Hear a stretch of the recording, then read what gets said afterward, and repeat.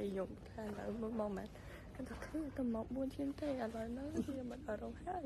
អត់មានមនុស្សទេវាមានតែកូនកន្លះកូនកំមុំទេហើយជាមួយនឹងបាយបាយហើយជាមួយនឹងអ៊ីម៉ៃនៅខាងក្រៅចាហ្នឹងក៏ខ្ញុំធ្វើសក់ហើយ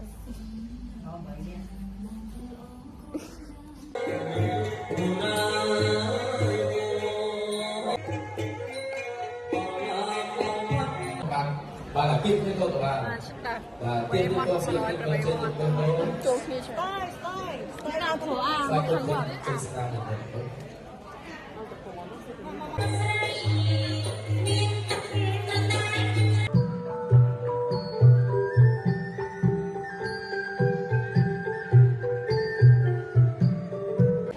ពេលនេះគឺមានអារម្មណ៍ស្ងាត់ខ្លាំងមែនតើចាគេចូលទៅញ៉ាំមិនអស់ហើយប៉ុន្តែយើងនឹងអង្គុយរងចាំចា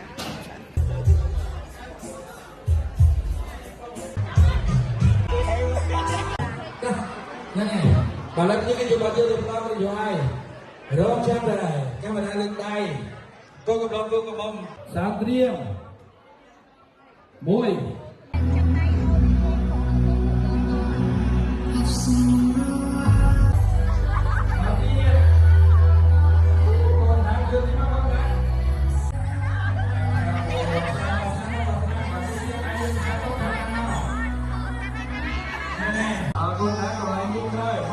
យើងនេះយើងធ្វើទៀតបាទសូមទៀតបា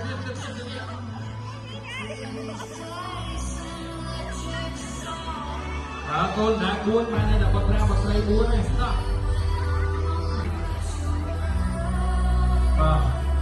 ចូលឡើងណាលោកហូបយ៉ាងណាបាទយើងលោកទៅទៀវលោកបុត្រីនេះគឺនឹងឲ្យយកទៅឲ្យជួយតែសេចក្តីសុខជំនុំបានFollow me where the sun waiting